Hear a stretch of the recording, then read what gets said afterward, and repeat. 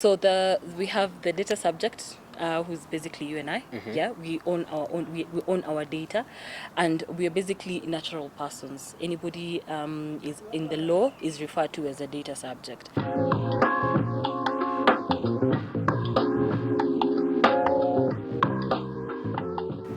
Hello everyone and welcome back to another episode on Service Desk. You're here with me, Raphael, and Mwenife. yes, and we are truly excited to have another episode where we're going to discuss the Data Protection Act of Kenya. Let's start with the basics. What prompted the act? Why did the government decide to bring up this act? Okay, that's good.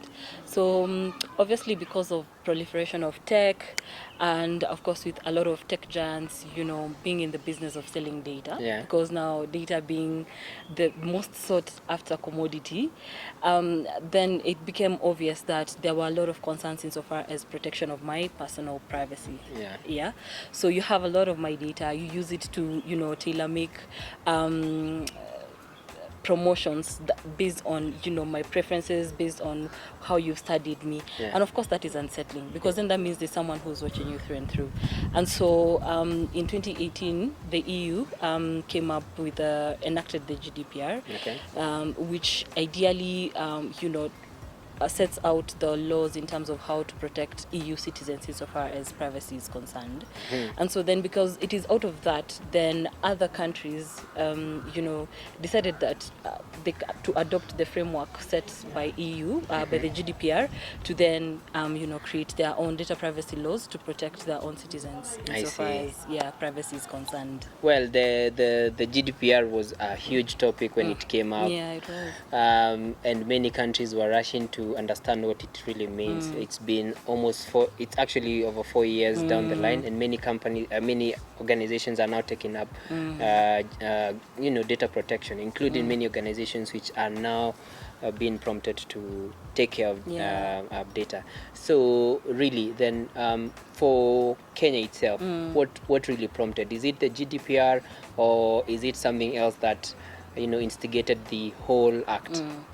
I think it's a little bit of both. It's of course, again, this is the direction the world is moving towards, and so you don't want to be left behind insofar as adopting regulations and frameworks that are really going to help your citizens, but also internally, because then we were among also the first countries in Africa to actually have a full-on framework that is established, and to set up the Office of the Data Protection Commissioner that is in charge of implementing the act.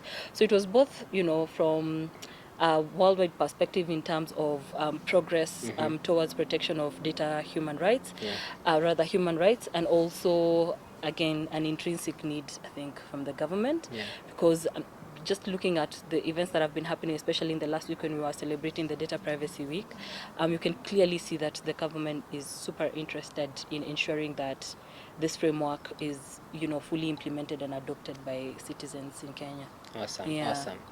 Something that really bothers me anytime I go to a building is the details they ask for. Oh man, me too. They have to ask for your ID.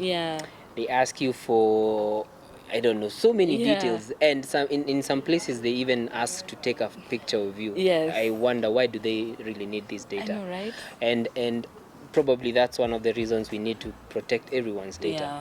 So a good question I have is, what are the things that are really stipulated within the Data Protection Act that you feel that most organizations and even individuals as myself do not really understand?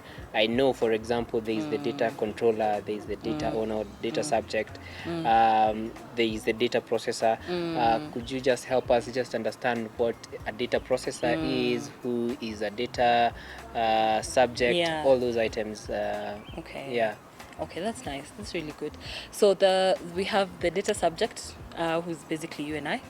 We own our data, and we are basically natural persons. Anybody is in the law is referred to as a data subject. And then, so basically the law sets out rights of the data subject, right? Sets out rights such as you have a right to deletion of data. So case in point, that organization, say, collects your data, ideally should be able to go and tell them, okay, I think the reason why you were collecting my data, for that particular reason, if the purpose has been completed, then I can have my data deleted. You also have a right to correction. So if, say, for example, you're Rafael Gadesha, and then, some years down the line you decide to be Rafael G, okay, you can go and have your details changed. Okay. Yeah, you can request for the information to actually be modified. Okay. We also have another interesting right, which is a right to information. So I actually have a right to know the kind of data Google is collecting about me. I have a right to know the kind of data that any organization is collecting about me, which I think then is very refreshing, because then I can be able to see, okay, so are they collecting enough information? Did I even give consent insofar as that collection of data is concerned? Over and above that, so apart from the data subjects, we also have a data controller you mentioned. So a data controller is any organization that decides why personally identifiable information that can be used to identify a data subject is collected, and determines the means and purpose for the collection of that data, right? For example, a bank, in order for it to offer credit services, they need to collect your personal information. So they are a controller. And then a processor is someone or an organization that processes information on behalf of a controller. So case in point, same example with a bank. They have credit services. They want their customers to be able to, access these services via an internet banking portal. So they approach an integrator who probably gives them the entire portal. They have an API that integrates with their core banking system. But in terms of processing of the transactions, really it emanates from the integrator's side. Then the said integrator becomes they process information on behalf of the controller. So in this case, they are a controller. They are a processor. Okay. So mostly, I guess then third parties third parties mostly. Yeah, and that's a good control, because it will help at least mitigate third party risks, which I know for the last few years it's been topping up as one of the key risks any organization have.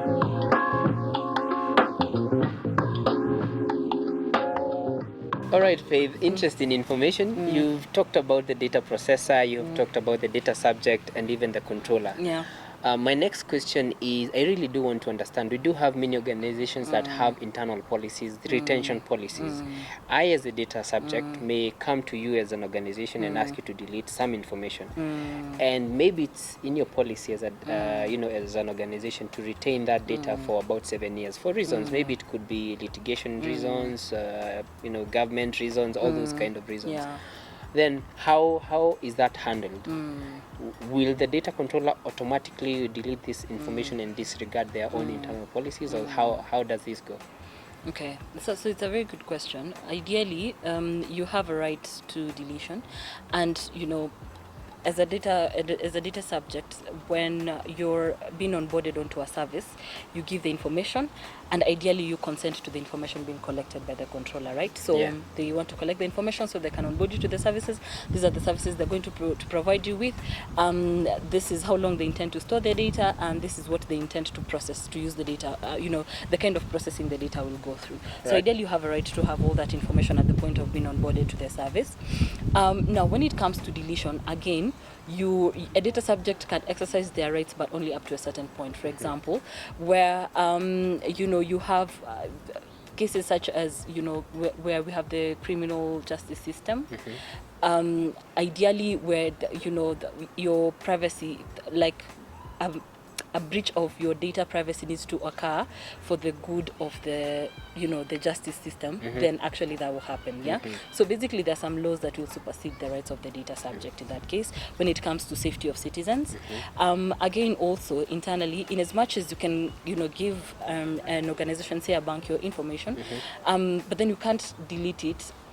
You can't always exercise your right to delete the information if, say, the bank still needs the information to process, to provide the service that they still provide you with, right? So case in point, you say got a credit facility with the bank, they have your information, then you cannot exercise your right to delete that information as long as the service that you have with them, is still actually ongoing.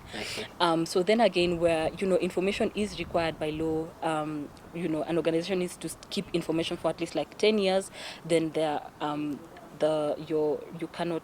right to exercise your data subject rights is actually superseded. I see. Yes. Interesting. Okay, so let's say there are checks and balances, and at least there is something that has been stipulated and guides how the deletion process can occur and to what extent it can occur. Yeah, ideally, yes. I think the and I don't know what you've seen though, and how when you look at the rights to deletion, how do you think that that rights can be exercised, and how do you think as a controller, you first of all, is it possible for a controller to like give the rights, the full assurance that information has been deleted, and also that providing a portal where as a data subject I can be able to see my information, what is happening there, like this is the kind of information you have about me, that I've found to be a challenge with most organizations. I don't know what when you think about it, that right to deletion. I to be honest, I think it's something that is going to be hard to implement, given what I have also seen with many people say organizations keep their data for a very long time, and even when I do requests for that information to be deleted, how sure what guarantee will I have from the organization that my data has been deleted? So I do know it's something that the government really needs to work on as part of the data protection, to ensure that all organizations are adhering to that, such that if we have agreed that my information is going to be deleted, then that happens as we have decided. But I think it's I see many organizations struggling, and in fact my own judgment is that it's just that the data protection office is quite new. But when they will have all the resources they need, including all the officers they need to deploy to ensure that the act is effectively being adhered to, many organizations are going to suffer. And I see a lot of litigations coming up, and many organizations losing a lot of money due to the breach of that trust and the act itself. What do you think yourself? I definitely think so, because so getting the compliance certificate is one thing, and most organizations are already going through the process, applying, and you identify yourself as a controller or a processor or both, and then you go and register. But then when it comes to, it's one thing to get the certificate, but then now the ongoing compliance, now coming up with a compliance program and ensuring that you achieve compliance and you improve over time, it's definitely going to be challenging. It's not as easy, because when you look at principles such as privacy by design and by default, organizations have already created systems that, just take personally identifiable information in plain text. You have to think about going back and ensuring that those fields, are encrypted, where the data doesn't need to stay like that. Now that right to port my data. So basically, how do you go about providing such a platform? Then again, consent. You get my consent. You are getting consent to, process my data for one service. But then again, sticking to that one thing, and especially the departments are concerned with, like marketing, sticking to the purpose within which the data was collected, and then not using that data to run other analytics. Especially pivot on maybe some of the products you're using. It's going to be hard. Question for you. So I do know that there are a couple of processes before any organization is certified to be a data controller. Is that correct? What are some of the key things that organizations need to do to ensure that they have that certificate? I'm guessing it's a certificate that needs to be renewed. I don't know whether it's every year. It's every year, just like every 2 years. Every 2 years. Annually, I think. Annually. So then I do know many organizations have to do recertification for an example, ISO 27001, right? So will this be the case even for the data controller certification? And what do organizations need to do before getting that certificate? Okay. So I don't know, I'm confusing. It's either renewable every every year or twice a year, every 2 years. Okay. We just need to confirm that. But essentially, when you go through going through the process of registration, first thing is to know what kind of business are you involved in, so that you can be able to determine, are you a processor or a controller? Okay. Yeah. Do you just collect, store, and process and store information, or do you also apply any form of processing? Case in point, do you take it through any machine learning algorithms, so that you can maybe be able to identify things to market to these said data subjects and so on and so forth. So once you identify yourself as a processor or a controller, you need to also identify the kind of data that you're collecting. So you do something called a data map. A data map basically tells you, this is the PII we collect. You collect information about race, collect information about, the color of your eyes and your height and weight. All these are things that can be used to identify a natural person. True. So you identify all the data that you collect about people. Why do you collect this particular information? What is the legal basis behind the collection of the data? So once you have done that, then it allows you to also, and especially where there's processing is involved in processing of this information, you're also expected to conduct a data privacy impact assessment. Okay. So the impact assessment will ideally tell you, what are some of the risks that the PII you collect to is exposed to, and especially comparing it to the requirements of the Act. So conduct a data privacy impact assessment. The whole point of doing this is so that you can actually be able to know, first of all, am I exercising purpose limitation? Am I collecting data just for the sake of collecting it? Because ideally you should exercise purpose limitation where you collect only the PII you need to process or to provide the service. So if you find that you're collecting too much information than is necessary, then you need to actually stop. True. So a DPIA is supposed to tell you what are some of the risks that you're exposed to from a privacy perspective insofar as data is concerned. Then once you have results of that, then you can go ahead and register. Things that you need to provide include, you need to have a data privacy policy. I've conducted a DPIA. If you transfer data outside the country as well, you need to say where you transfer it and why you transfer it, and also show the safeguards that have been implemented on this particular data. So say, for example, you use Office 365 for email, So you have PII that is sitting there. So where is it transferred to, why, and what are the safeguards therein? I have an interesting questions around especially the transfer of that data. We do know that when the GDPR came out, there were many organizations which, we thought it only applied to the EU. And then we were told that if there's any country that has data that, concerns EU citizens, then that still applies, the GDPR still applies to them. Is that the case? Is that going to still be the case even for us, the Data Protection Act of Kenya? So if we have citizens residing in other countries, then those countries will still have to ensure such is implemented within those countries.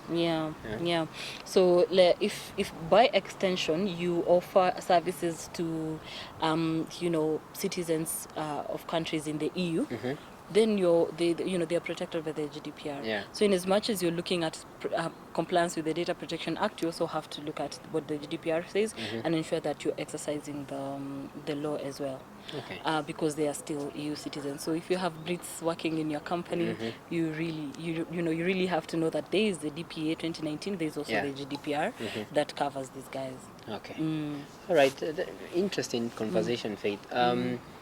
Then, what do you see as the future of data protection in Kenya, and what do you foresee as the future changes that might happen or things that the organizations will need to do to ensure that they comply with the Data Protection Act? Okay, let's see. Well, obviously, it's interesting that the Office of the Data Commissioner has been set up and it's already operational. They've released some guidance notes insofar as exercising the DPA is concerned. And so far so good. Even in the event that ended, there were sentiments from the president and also the commissioner talking about, the seriousness they're taking this act with. So I think that is a very good thing first. The fact that, as a regulation, it's actually being taken with the seriousness it deserves. Then for organizations, definitely first thing is it's sort of like when, you know, the internet came to being, and then there were all these new jobs that were born around cloud and infosec and IT engineers, and you know, so now we have, you know, opportunities for people to you know, become certified data protection officers. So you become a DPO, and you're essentially employed by an organization to help them comply. So I think definitely that is the first thing, that is creation of Will jobs. that be required for every organization to have one? Every controller or processor actually needs to have a DPO. Whether you outsource it or you hire someone to play the role internally is up to you, but you must have a data privacy officer. Oh, great. So it's also opportunities for new jobs for people. You know, last week we were discussing about some of the best cybersecurity certifications people need to have, and one of the ones we picked up was, if you haven't watched the video, you can watch it here. I'll leave a link in the description. So one of the items that I mentioned is the CDPSC. So will people really need that, or it's just going to show, you know, you have the good skills to perform such assessments? Do you think it's going to be a requirement for the DPOs to have those certifications? Well, if you look at it from a competitive perspective, definitely. If I'm being presented with two DPOs who are really good at the job, so one has certification, the other one doesn't have. I'll definitely pick the one with the certification. Because you know, the thing about certifications is that they speak something about competence. The fact that you understand the role, you understand the job, and you've gone ahead and set a certification and you passed. It really says something about cementing the competence. So it's competitive advantage if you have the certificate, and you also learn a lot, I think. I hope people consider then taking it, especially if they're in the line of data protection. Absolutely.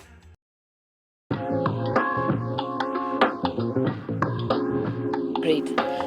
So the second thing, in terms of, you know, the future, insofar as data privacy is concerned, so is number one, again, similarly to how organizations have a risk framework and information security framework, now we're going to also have, on top of information security, a privacy compliance framework, which I think is exciting, because then it ideally enables an organization to have a sense of purpose insofar as, you know, what are the processes when it comes to handling of PII, which I think is something that is very exciting, that, you know, there's this concern about having data privacy rights just observed and protected. For me, I love that. It makes me feel more comfortable with tech.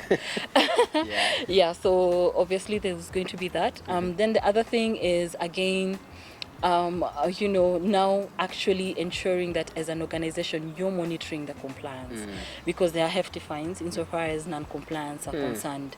So they're fines that big, and do they differ from maybe organization or types of organizations? They do, but basically, in terms of the fines that you can, the standard fine for non-compliance is 5 million Kenya shillings, or 1% of the turnover for the previous year, whichever is lower. That is for the organization. Whichever is lower or higher? Whichever is lower. Okay. And then for an individual, can be 3 million Kenya shillings, or imprisonment of about like 3 years, thereabouts. I feel or 10 years, actually, 10 years, or both.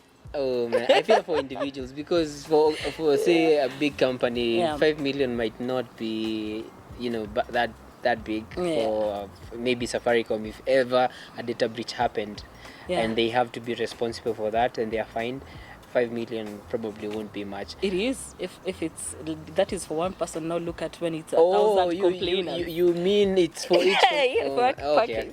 So imagine when it's like data breach for like a million subscribers. That's crazy. Oh, I didn't know it was per subject. It can actually be big. When it becomes like, when you're looking like, say, like a class action, you know. It can be such. Can actually be big. Wow. It will be given for individuals, can actually be big. You know, of course, non-compliance. And so an organization also, similarly to how you would monitor for information security threats, again now you have to include on top of information security, privacy. So where is our PII sitting? Who has access to those databases? Are they encrypted? Who are the persons who are coming into contact with this information? For all the PII we are collecting, do we have, and can we show consent? Written consent, consent that can be proved. That indeed someone actually gave consent for this PII to be collected and even processed for the purpose within which we are processing it for. Things such as a backup of this information. Yeah. And then also just look at an organization, for example, that it's a group of companies. They exist here and they exist in Rwanda and they exist in Tanzania and they exist in South Africa. There's a lot of cross-border transfer as well. Yeah. So then again, how do you ensure compliance with the data crossing so many different borders because of the nature of operations of the country? So then again, from a compliance perspective and ensuring that you're observing them is very, very critical. Just to avoid the fines, which could honestly be unnecessary. Wow. Yeah. Interesting. Yeah.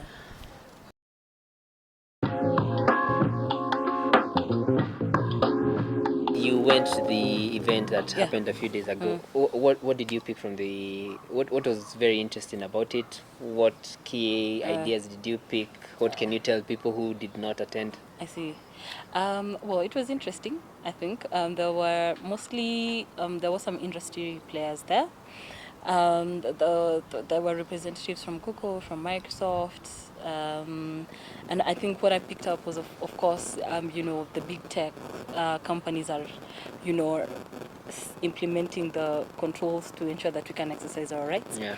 Although I did find it very funny because something like, from the rep from Google, the question was, how can I exercise my right on the Google platform? Can I actually delete my information, right? And so the rep said that they might delete the information from their side, but then the information might exist because ideally the information is collected by the third parties who are on their sites. An example, how you can go search Faith Mwini on Google, but the information is, you click on it, it's on LinkedIn or it's on Facebook. Correct. Correct. And so they say they might delete it from their side, but then it might exist by virtue of the downstream in terms of their third parties. But still. Okay, but then it actually makes a lot of sense, but it just goes on to show you that the amount of work there is to actually be done. There's a lot of work to be done. There is a lot of work to be done, because I was like, okay, that's fine. Okay, so we have to go to all of them. But then again, the other thing that also stood out was that it's a combined effort. Again, a controller or a processor can only do so much. As a data subject, what are you doing? In terms of protecting your own information from a privacy perspective. So how are you, giving yourself the necessary awareness so that you can, not post your location every time and then not have privacy settings on your app and then complain when your information is open on the internet, because really you've put it out there. Yeah. So then again, knowing as a data subject your rights and knowing how to protect yourself and how to exercise them was pretty outstanding. And of course, the president's speech. It was good? It was good. It was good. I think you can clearly see the drive in terms of the technology and digitizing government services, and why then privacy is very important even from a government perspective. So I also found that exciting, because then hopefully it means that the government is taking this seriously. Yeah, it is good. I was happy to see him there, because as you have said, it shows that the government is taking it seriously, and I do hope that the office will have the full support from the government. So I look forward to seeing what's going to happen in the next few years, months, all that. Hopefully at the end of the year we can recap it and see what are some of the fines, the cases that we've seen that the ODPC has handled. How did they handle the cases, and then again, what is the growth? I do hope they're going to make the information public, hopefully. All right. Thank you so much, everyone. It's been an awesome discussion with Faye, always. And I do hope that you've taken many ideas from this talk, and the discussion can continue on the comment section. If you do have any questions or would want to contribute anything that is in your mind, please feel free to reach out to us.